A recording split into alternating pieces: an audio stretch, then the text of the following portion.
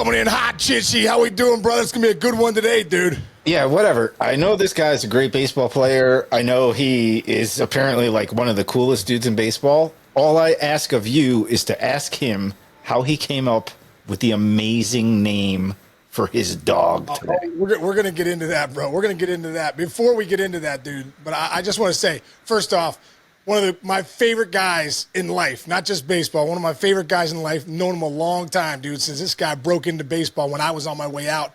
He was on his way in 14 years in the big leagues, 4 gold gloves, a platinum glove. We'll talk about that, too. We're real nice. Roberto Clemente Award winner, the leader of the 2016 world champion Chicago Cubs, has been an incredible part of the Yankees for the last 4 years, but just one of the best players and people Major League Baseball has ever seen. My good buddy, Anthony Rizzo. What's up, Riz? How we doing, brother?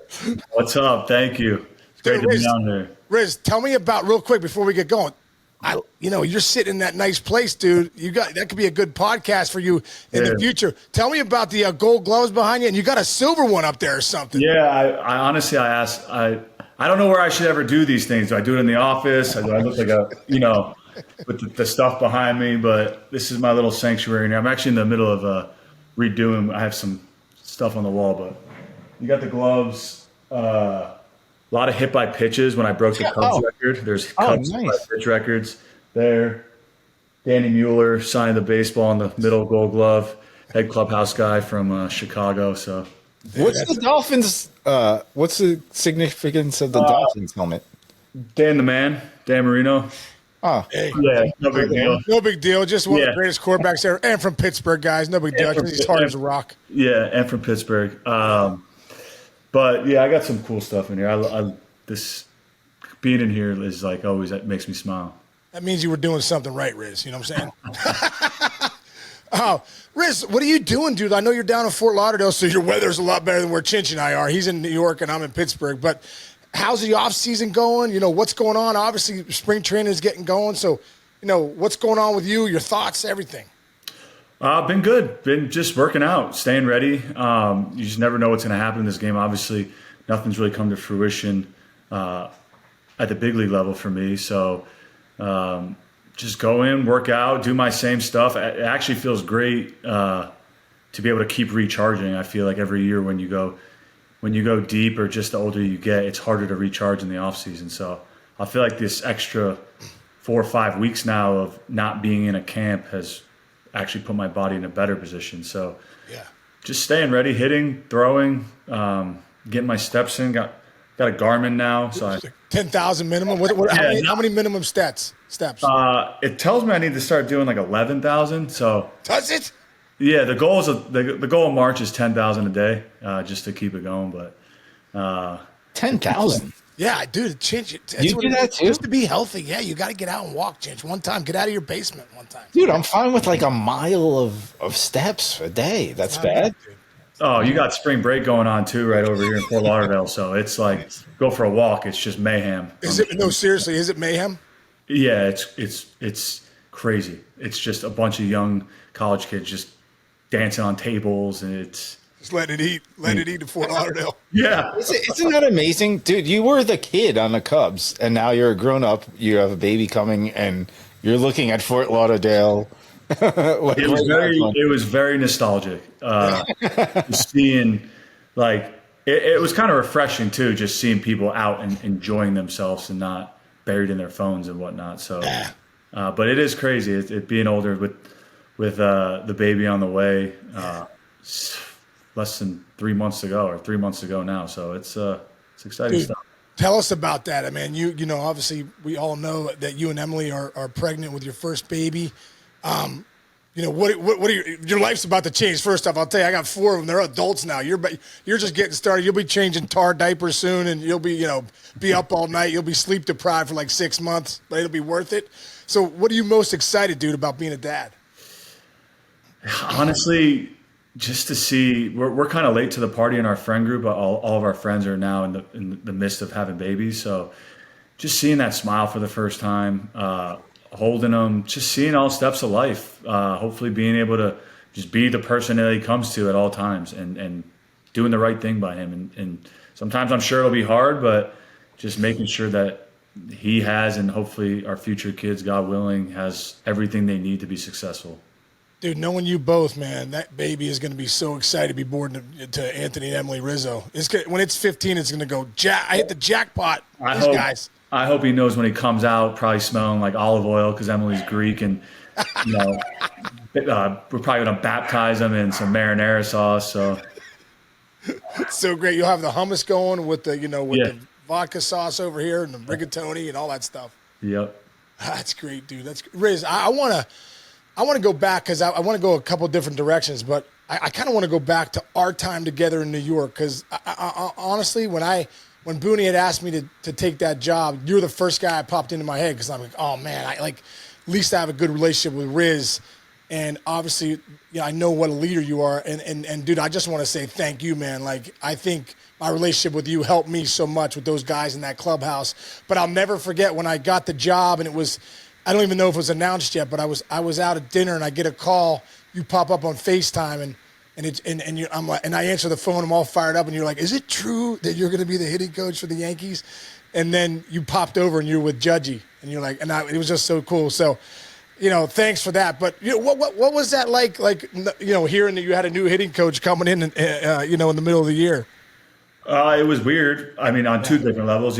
First time having a hitting coach fired, so as a player, you kind of feel responsible, right? Because when things aren't going well, but then who's coming in, and it's like, holy shit, like this is going to be amazing. Like, the game, you're a student of the game. I know you follow and grind too. So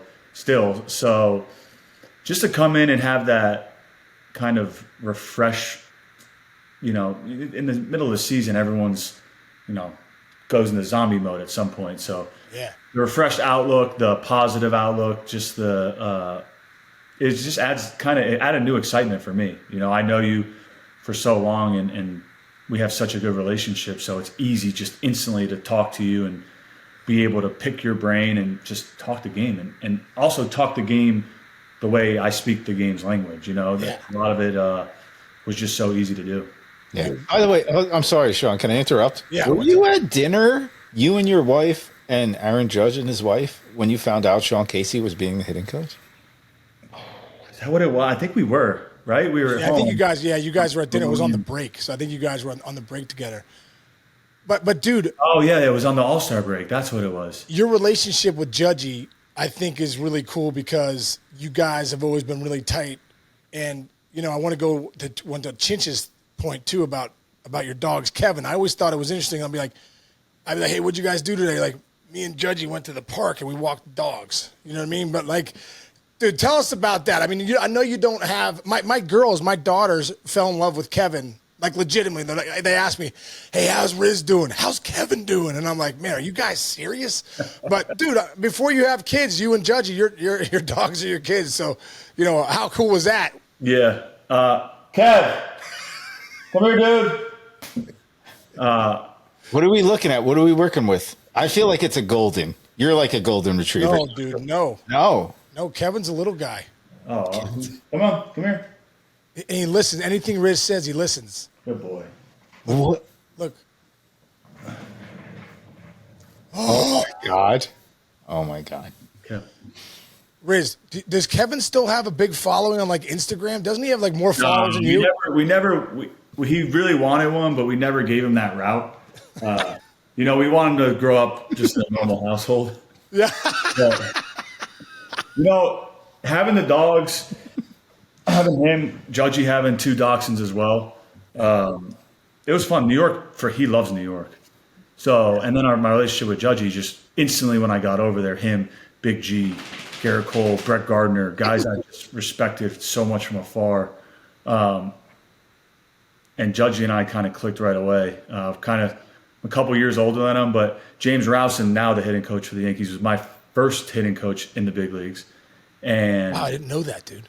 I had saw him along the way just after he was with the Cubs and he was with like the Twins and the Marlins. I think he was the Yankees for a little bit. And I just remember him telling me, man, you and Judge got to get together. You guys are like two of the same guys. And I just had such a mutual respect from him from afar, from my conversations with J-Ro. And then when we got we were on the same team. It was easy. And our wives, Emily and Sam, are close. So they just had their first baby. We're having ours first one on the way. So it's a special relationship. That's awesome, dude. What about Judgy impressed you the most, as a player, but also as a leader? I think, I mean, as a player, it's so hard being at the highest level of a big leaguer, right? It's what goes into that, as you know, Case, it's almost impossible to do. There's 700 big leaguers, and he's player one, hitter number one, right? Like, you can argue maybe one or two, but in my opinion, he's right-handed hitter number one in the league. So, he is a human being too. So the best of the best still go through their times.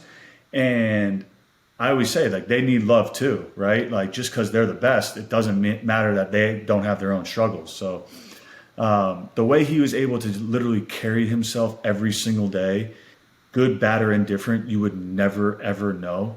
And that is probably the most special trait that I admire about him, just playing with him for the last 4 years.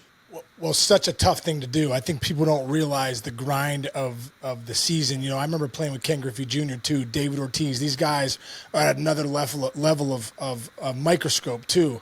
So to be able to go through struggles in the public's eyes, not easy to do.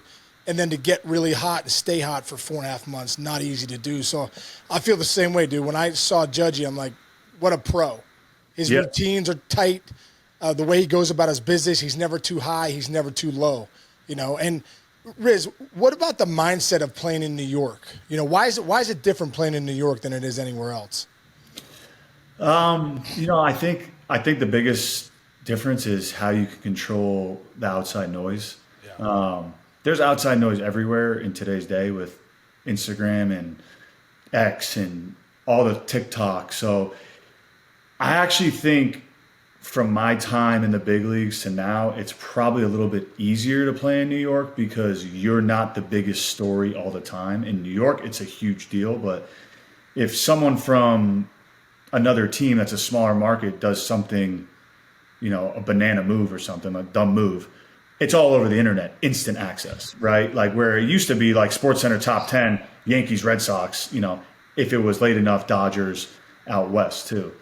So, but you really got to lock in as far as if you want to read good about yourself, you can if it's going well. If you want to read bad about yourself, you can at all times.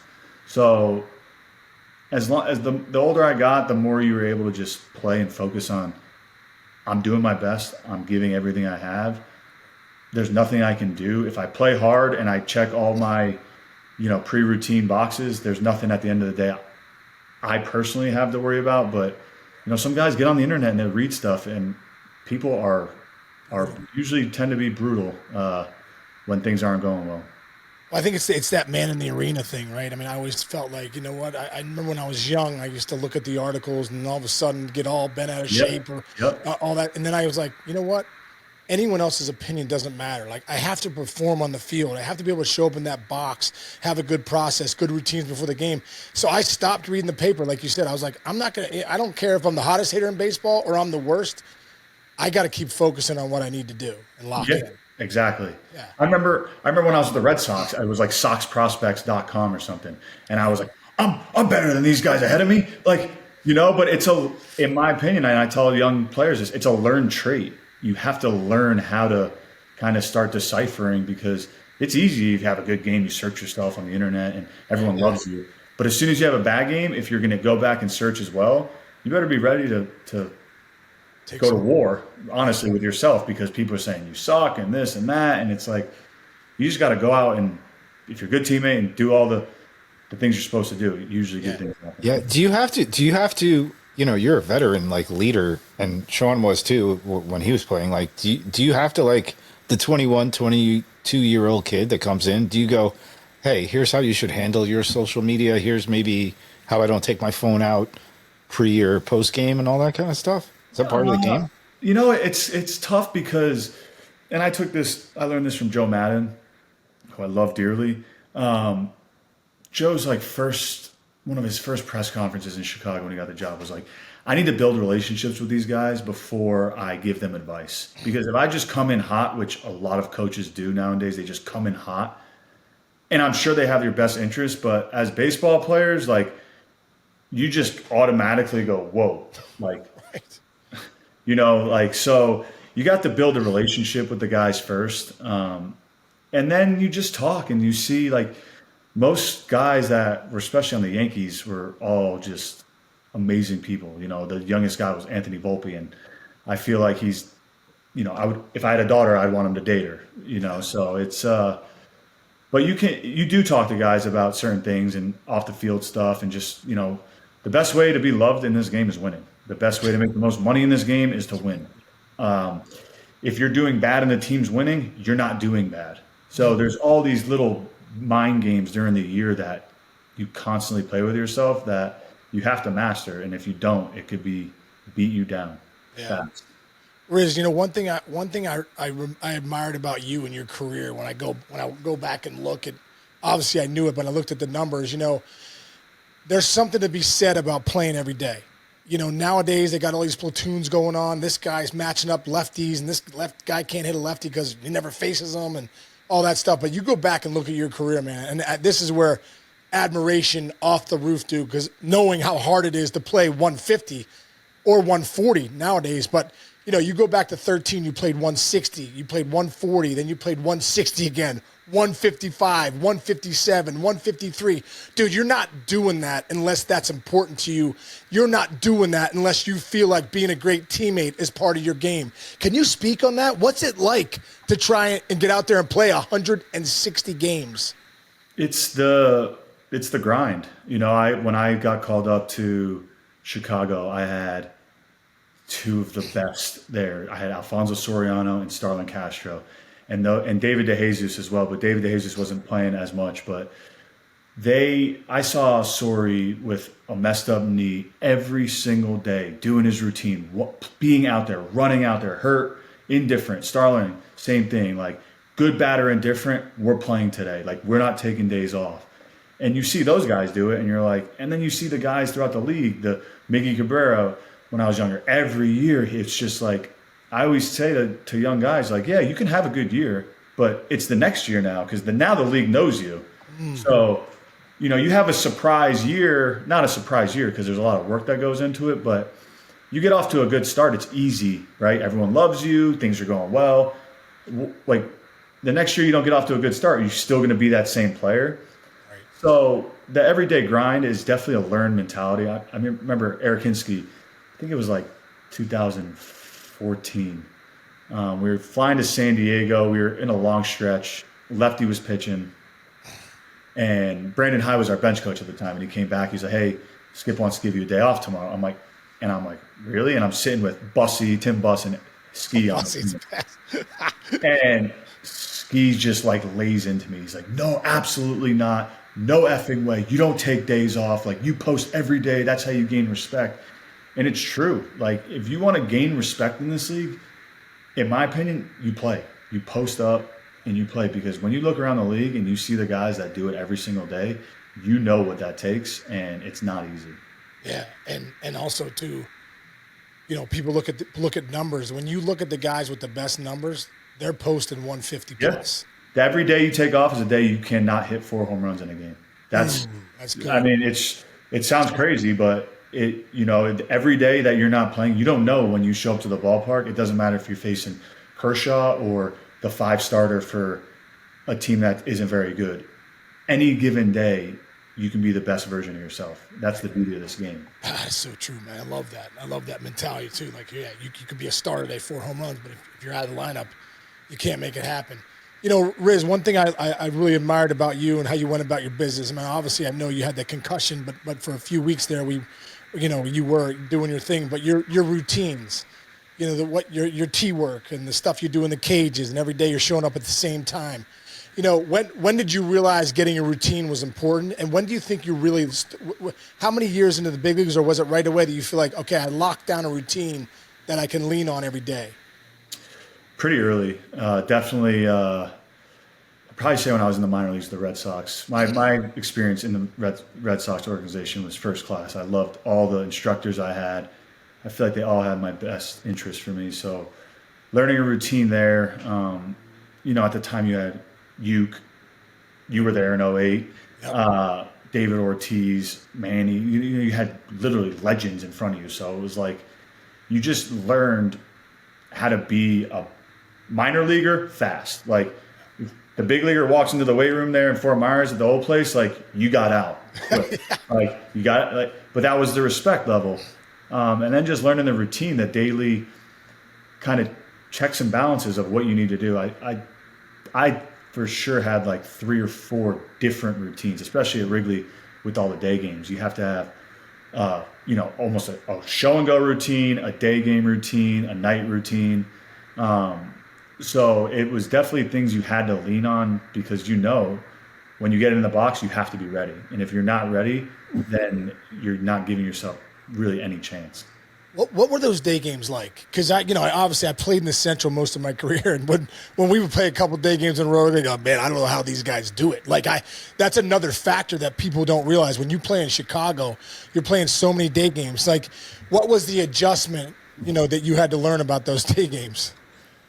For me, nothing, honestly. I literally thought people were crazy until I played in New York about the day games because it's just what we did there in Chicago, right? And I think what I did learn now going to New York is in New York, they play a 1 o'clock Saturday game and a 1:30 Sunday game, which in my opinion, they should probably flip because that extra 20 minutes, the 1:20 game at Wrigley is like the difference maker in my opinion.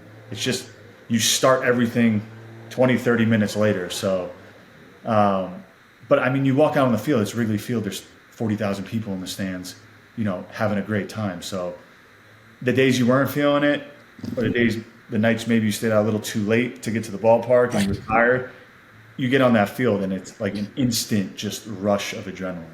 Yeah, Wait, can I ask both of you guys? I'm sorry. What's a show and go game for the fans? What is a show and go game? A show and go is basically no batting practice on the field. Oh, okay. And for me, there's different types. Like there's times where, I'm literally resting up until an hour to the game. And then that's when I get everything moving. I had a routine where you get there, you get everything moving. If you're not hitting batting practice on the field, a couple hours before the game, then you kind of rest a little bit and then you get going again. But it's just, there's different levels of getting ready every day. And you have to, every day, usually it's the night before you kind of predetermine which one you're going to do the next day. Riz, I want to go back to those Chicago teams because they were pretty impressive, and you could see the evolution coming. Like you come over, Bryant comes up, Baez comes up, and all of a sudden you're like, ooh, who are these dudes? There's some freaking studs here, like impact superstars that are these young kids. And then all of a sudden you go get Lester, you go get Lackey, Rossi's there doing his thing. The rotation's good. Hendricks. Can you take us back to that 2016 season? And, what was that like? What's also something cool that maybe we don't know? There's so many things that we do know about that season, but when you look back, what was a cool thing that you're like, you know what? No one knows this, and this is a big reason why we were. I think it goes back to 15, that 16 season. I look at it as like a 2-year just like run, as far as like you get Joe Madden out of kind of nowhere because the whole funky thing with his contract. Joe Madden comes. I think that's kind of a domino effect to land John Lester with him and Theo's relationship. And then you're like, holy shit, like someone like John Lester is signing here. Like he believes in us. And we kind of felt it at the 14 deadline when we traded away, I think it was Samardzija. We traded for Addison Russell. And I remember that deadline we were in Oakland and it was like that. This is going to be the last time like we suck at the deadline. And then going into 15, there's a lot of momentum, and there's a series against the Giants in August where they were like the second wild card, maybe or the third wild card, and we steamrolled them all weekend. And that was like, now we're here. Like now we actually really believe how good we are. Right. And we fell short that year. But then coming into 16, I remember day one, it was just Lester and Lackey saying, just press play, boys. Like, we've already won. Just let it play out. It's going to play out. It's going to play out, but we are the best. And I know that sounds arrogant, but that's the mentality we had. And we signed Dexter a little bit later into spring training, and that was like another boost for us because he was so important to our team. His locker room leadership, his demeanor. So I think things that people don't know is just how much fun we had outside of baseball. Yeah. That guys, if there was a team dinner, you had most of the guys there every single time. And it was sponsored by either Lester or Lackey. They would fight all the time with like who's paying for it. Like Lackey would like somehow pay for it, like through the hostess early, or Lester would get it, and you'd see them fighting. And I was just like, dude, that's awesome. Like, It's awesome. still freaking an insane dinner. The wine's flowing. Yeah, just the amount of fun that we had playing. And when you're not on good teams, the fun gets sucked out of it real fast. There's a lot of finger pointing. There's a lot of things that just don't go your way. But on teams, I played on most of my career, the teams were a lot of fun, and 16 is at the absolute top. What's a moment in 16 that you still go back to? I know it was 9 years ago, but there has to be a moment you're like, you keep replaying. I mean, this is awful to say, but the Rajah Davis home run. Yeah. Like that feeling of Really? yeah, like there actually is a curse here. Like, you know, people are all like, "Oh, the curse, this and that," and you're like, "Listen, I've been here for a few years. Like, if I'm worrying about not winning for 108 years, like we have bigger issues, right? Like, Right. we want to win, right? You want to win anywhere you are, but I mean, when you think about 16, obviously winning, but that sting of Rajah hitting that home run was absolutely insane. But then the character of our team and Chappie going out, like Aroldis Chapman, who I absolutely love, goes out in the ninth inning and gets out of it. Like, you watch so many games. You blow that in the eighth inning, usually the guy that goes back out, game Gives over. it up. Yeah, Right? exactly. Game The over. fact that he was able to go back out there is like one of the most untold, talked about things in baseball, in my opinion, when it comes to the 16 World Series. Wow, dude. Well, I honestly, one of the greatest moments of my life, because it wasn't in my career, but I snuck in the clubhouse, and I saw you, and I was so excited. I want to give you a hug, but you came over with a Budweiser. You're like, let's throw one down for 2016. I was like, let's go. You know, and you're being a young buck. You beat me on the chug. So next time.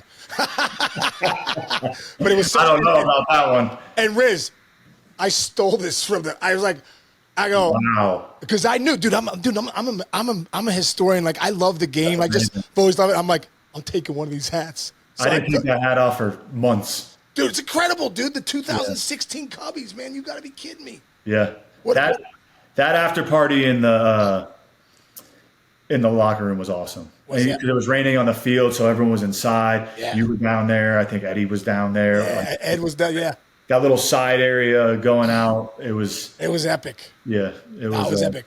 What about the parade, man? I think they still talk about that parade being maybe one of the biggest parades in sports history. Millions of people coming out, and what was that like, dude? What does that feel like for Chinch and I, who never have that feeling? What did that feel like? just so it's you summited the highest mountain that you could summit in our profession. So the parade we knew how big it was going to be in Chicago, but we didn't know how big. Like we thought we did, but just seeing all the aftermath of everyone going to the graves and laying their flags down, and people literally crying because they got to see one before they died, or their grandmother or grandfather, or, you know, it goes back 100, 108 years, literally. So Yeah. century of people have not seen it. So the parade was it was a waves of people just screaming, and I'm on there with my family. I got Emily's family on there, and it's just, you're just happy. You're euphoric. It happens so fast, and then it's like, I want that again so bad, right? You wanted to feel that again so bad. I never got to do it again, but Right. I do look back at videos, and I'm just like, wow, it's just crazy how many people were there. You start to realize, I think sometimes when you're on the field, you're playing so many games. It's such a grind at times, and sometimes the grind sucks the fun out of it. You know what I'm saying? It's like, oh my God, Oh, yeah. here we go again. But I think when you get a chance to to be around millions of people in a parade and people are crying and they're talking about their grandparents and the gravestones and all that, you realize sports matter to people. Oh yeah. Sports matter in a big way. It brings families together. It brings conversation around the dinner table. And, for you to be able to see like, oh, this really does matter. I mean, that's incredible. Yeah, there's something every big game I would tell this to young guys too. I tell this to everyone. I was like, hey, make sure in this game you take 10 seconds between pitches, look around and realize what we're doing because you just can't ever take it for granted. Every game I'll look around and just be like, wow, this is awesome. Good, bad, or indifferent, whether I'm doing great or I'm doing terrible. And I would just always take a second and be like, wow. Like, yeah. Even we were in the 21 wild card game versus the Red Sox, Yankees, Red Sox, playoff baseball, 1-game wild card game. And something happened, and I'm in the dugout, and I go to Judge. I go, I know that didn't go our way, but that was fucking insane. Which, like, I don't remember, excuse my language. Say whatever you want. But I was just like, as a fan of the game, like, do we, like, something, I forget what happened, but maybe it wasn't the wild card game, but I just remember looking at him, and he looked at me like, are you crazy? I'm just like, dude, that was awesome. It's so awesome. Dude, 2024 in the World Series, you guys are so close. I actually think that it could have swung either way. Had you guys win game one, it could have swung either way. But, dude, you end up posting with, like, broken fingers. Am I right? Is that what you had? A couple broken fingers? No big deal? Just shoot me up? How did you end up getting out there to play? And you played well. I think, honestly, our training staff was A+. It's what you want. You know what I mean? Like, you work your entire life for these moments, and you never know when you're going to be able to be back, right? I had a taste. I won the World Series, and then I'm back with the Yankees. Grew up a Yankee fan as a kid. When are you going to get this opportunity again? And I remember when I broke the hand. I mean, tears flowing. You're just bawling. Like it's the second to last game of the season. I get hit by a slider. I've been hit 1,000 times in my career. Just learned actually last year that I lead all left-handers in Major League Baseball. Dude, history. Yeah. So history. Yeah, history. Oh right? my gosh. Number one left-handed hit by pitch leader of all time. Let's go. That's incredible. Never broke a bone. Nothing. Wow. Get hit, break 2. So I just go straight into like recovery mode. I'm literally doing like 24-hour treatment, trying to get the swelling out. And we tested it a little bit, and I'm pushing Booney, I'm pushing Cash. Judgy's like really like grilling me hard, like, yo, are you sure? Like, can you do this? And I was like, yes, like I'm good. So, I mean, hand's still a little jacked up a little bit, but still. Hey, you'll be feeling that the rest of your life. Just want to let you know. I know it doesn't hurt at all. It's just doesn't have the full range yet, but it was you're in the World Series. You lay it all on the line, and I would do it again every single time, every day. Yeah, that's incredible, dude. And hats off to you, bro. I know how big of a deal that was for you to be out there and to be hurt the way you were. I'm sure every guy in that clubhouse is like, let's go, man. If Riz is out here, let's go. I got a couple other questions, Riz, that I want to throw out there. Best piece of advice you got from a coach or a veteran player? Wow. I'm going to lay you up first until I get another answer. But what comes to mind early is those dinners that we had in spring training. Oh, dude. You, me, Tomei. And Hap. Hap. I think we had dinner with Will the Thrill one year. That's right, Will the Thrill, dude. Yep. So just hearing guys talk about the game, I learned early in the game. No one comes in when you're done playing and says, man, how's he as a player? They come in and say, how's he as a teammate? How's he as a person? Like, there's so many good players that aren't good teammates. So that was something I just learned along the way from talking to a lot of older players, and people have done it before me, is like, you treat everyone with respect, good, bad, or indifferent, because no one comes in asking like, oh man, this guy's the best player ever. Let's go and, try to talk to him. It's like, how is that guy? if he's not a good guy, then no one really wants to talk to him. Right. Dude. That was advice I kind of just picked up along the way. And then the best advice is just playing every day, posting, kind of just learning by the veterans that I was around. Alfonso Soriano, Starlin Castro we were the same age, but he was in the big leagues for like 5 or 6 years to that point. So, and he played every day. He was a multiple-time All-Star. So just seeing those guys do it every single day was something that you admired, and that's what you wanted to be. You wanted to play every day. You want to play lefties, righties, day, night, snow, rain, hail. It didn't matter. Yeah. Dude, what's different now from when you broke into the game? 2011, you're in your 2020 to 2024. What's the biggest difference in Major League Baseball? I would say velocity for sure. The added velocity adds everything. It makes every other pitch better. I think guys all throwing 95 plus out of the bullpen now, it just makes their secondary stuff that much harder to hit because you have to respect the fastball. Definitely on field. That's what I think the biggest difference is hitting wise. And then, because it was like 17 or 18 when guys just started letting it rip, right? I think whenever the spider tack stuff was really coming into play, literally guys were like rising the fastball. Wow. And letting it rip. So, but then guys were just throwing and spraying it everywhere. So the velo was down the middle for the most part, the guys that were throwing hard. Now people are throwing 95 to 100 hitting the corners. And that's a problem for any hitter. Yeah. You know, so on the pitching side, I would say that. On the hitting side, I think the biggest difference I would say is all the machine work that goes on now. Is that a good thing, dude? I think so. I mean, I don't know. I think it depends who you talk to. I've talked to so many guys where they're like, I don't really like hitting velocity. I like hitting breakers. That's how I was. I liked hitting more breakers than velocity. I felt like the velocity was something that I just couldn't time up every time. So then I'm getting frustrated instead of getting quality in. And I always felt like too, sometimes when I trained velocity too much, I got jumpy. Because the machine was different than an arm, so I felt like, okay, I got to time this up. But I felt like there was a little bit of a movement. I couldn't in the game. I was going to get eaten up with that movement. I was like, man, am I training jumpiness here? Did you ever feel that way? Yeah, I just tell guys all the time my theory on the and I think I told you this on the training velocity is I asked everyone what's the easiest pitch to hit in the big leagues. If you know it's coming. What is the easiest pitch, would you say? Fastball. And fastball down the middle, right? Yep. And I go, what's the hardest pitch? Slider, curveball, changeup, whatever, you name it. Something off speed usually.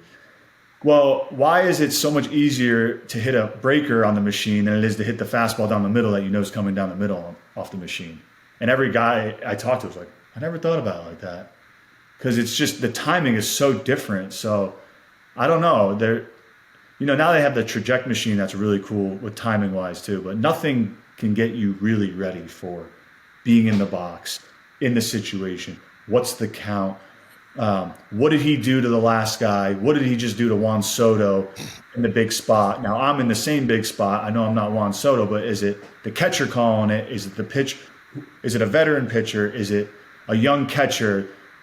Is it Yadi Molina with a young pitcher that no one's shaking Yadi Molina, so I'm going off what Yadi Molina's calling. Wow. There's so much that goes into the game that I believe now it's getting a little bit more lost in the numbers, where it's like 80% of the time he throws this in a 1-1 count. And it's like, well, I understand that, but you have to also look at, is he throwing his slider well? Did he throw his slider well the last game? Is he working on something? Who's the pitcher? Is it like, all the studs that I always face, Max Scherzer, Clayton Kershaw, all these guys, if I was 1-0, I almost auto swung. If they threw me ball one, I almost was auto swinging because they are not scared to throw strikes. They're saying, here you go. I'm the best. I'm coming at you. And that was my mentality off them. But all that stuff can get a little bit lost now with all the numbers and data. Yeah. So it's just being a student of the game. And that's what I tell young guys now is like, you have to watch every single pitch, righties and lefties. Because the first time around, usually they do the same kind of thing to righties and lefties. It doesn't matter who you are. It's the catcher calling it. He's looking at his wristband now. Like, you really can pick up quick, in my opinion. Yeah, dude, I loved one of the things you told me when we were talking, hitting and we were going through a meeting, and you're like, I believe it was Hinsky that he started to break down hitters that were like you. He'd be like, when you were in your prime, you're one of the best players in baseball. And so there's a comp there to like Joey Votto or some of these great left-handed hitters like you. And you would say, okay, instead of just breaking down every left-handed hitter this guy faces, how's he pitching Joey Votto? How's he pitching some of the best lefties in the game? Can you talk about that a little bit? Yeah. So you talk to guys all the time. I remember talking to like Matt Holliday at first, of many of his monster years he's had, but just talking like, dude, how are you so good at hitting that inside pitch? I was struggling with it. And he's like, I set my eyes here a little bit more or this. And I'm like, all right. And like, you just pick up little things because guys are everyone respects the hustle. Like we may hate each other on the field, but at the end of the day, we're all trying to do the same thing. Right. So yeah, I would look at, I would usually for me, I would look at like their last 3 starts to see how they're doing. These were the numbers I was kind of wanted tailored for me. I would look at their last 3 starts, how they're doing, who is it? Are they pitching with confidence? Are they pitching? What team are they on? Like, are we home or away? Because when people come to Wrigley or people come to New York, their fastball numbers are usually higher. All their numbers are usually elevated because of the adrenaline. Right. And then how are they missing to the big boys? That's how how are they missing to Freddie Freeman? How are they missing to Votto? How are they missing to Matt Carpenter? Like all the guys, Bryce Harper, when they were hitting 3rd or 4th, how are they missing to these guys in the big situations? Like they can try to come in.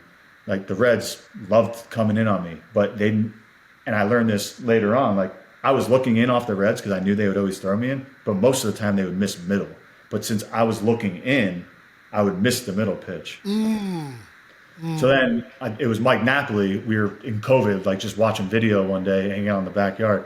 And Nap's like, dude, why do you look in? They miss middle like 70% of the time. And I was like, and from that day on, I never looked in off the Reds. I just hunted middle. Wow, Yeah. dude. Wow. So it's like little things like that where numbers cannot tell you that type of stuff. So you take the numbers, which are beautiful. I love them. But then you really, as every player, and this is advice I give to every player, you really need to break down what works best for you and believe in it. Because for years and this is Ski, who's like just changed my career for the most part. He got me on the plate off lefties, crowded, like changed everything. And he was like, dude, like, he's like, I played with Carlos Delgado. He auto took like 1-0, like his whole career. And I auto took like literally 1-0 for 8-9 years of my career. Like I swung a little bit 1-0 on some guys, but like I remember getting to Yankee Stadium. Brandon Hyde's the manager of the Orioles. He knows he knows you're taking. And 1-0 comes. We're at Camden Yards. He's behind me. I'm lefty in the box. He goes, nice auto take. And I just kind of turn around and give him like a swing. Cause, and it's like you just stay to your game. And, sometimes you got to come off it, but you stay with what works. Dude, I used to – it's such a great – see, I love this, dude, because you start getting in the mind of the great hitters in the game. You're like, oh, 1-0 auto take. I used to auto take every first at bat, first pitch. I don't care if you threw me 93 right down the middle. I was like, I'm setting my whole game up. My whole game is getting set up by this pitch visually. Now I know what you're throwing. Do you have a little run? Is there a cut on your ball? Is there rise? All that stuff. And I try to tell guys, hey, man, it's okay to take a pitch because you're not just taking that pitch there. You're telling your brain so much and your eyes so much about what's going on. Is that why you did it, Riz?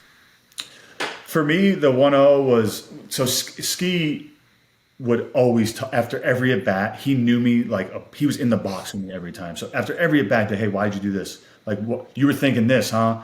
And he was like, yeah, but did you not think about what he did to that guy after he threw this pitch? And I was like, oh yeah, like, okay. And like, we just spoke the same language quick. So the 1-0 auto take was more of like, okay, a guy starts me off with a fastball and it's a ball, right? Like I'm ready to swing early, but I don't, through my career, I didn't really swing too early. So if he throws me a first pitch fastball and it's a ball, okay, whatever he throws me again, if it's a fastball, if it's a slider or curveball, I get a free look at it. Usually when you're 1-0 hitting third or fourth, guys, I feel like years ago, like guys weren't just attacking the zone as much as they do now. Right. They throw you a curveball, they throw you a changeup. It's ball 2. Or you're seeing their spin or shape, so you get another look at it. And then you're still in a good count at 1-1. That's probably the biggest count in the game, whether that flips or not. Right. But there's just, most of the time I put myself in an advantage count. And if not, my mentality was, well, now I just saw another pitch. And whether this two the same pitch or not, I know that break. And then it favors me for the next at bat. Riz, man, I mean, I could talk to you all day. That is such good stuff. And it just goes to show for everybody listening, this is what it takes. Like, you want to know what it's like to go in the mind of a big leaguer, one of the best hitters to ever play the game of baseball? This is what it is. It's not just guys now, Case, are like, and I actually love, like when I was hurt last year, I would talk to our pitching coaches all the time about, sequences and this and that and why and what we're thinking. Because, pitchers can get off the rails a little bit with numbers. And, at the end of the day, like if you set the hitter up, you were out. Like, I don't care if you're Aaron Judge. Like, if you set him up properly, right, anyone in the game, like if you're a pitcher, if you hit your spots and like sequence it the right way, it's over. We are done. And there's so many times where I get to like, how many times, Casey, why would this guy throw me that pitch? Oh, so many. I'm like, I can't believe, if he knew what I was thinking right now, I can't believe he threw that to me. Yeah, so like now later on in my career, everyone would just throw the kitchen sink at you right away, first at bat. And whether I get a hit or get out, I'm like, well, like now I saw every single pitch. Now I'm way more confident going into my second at bat.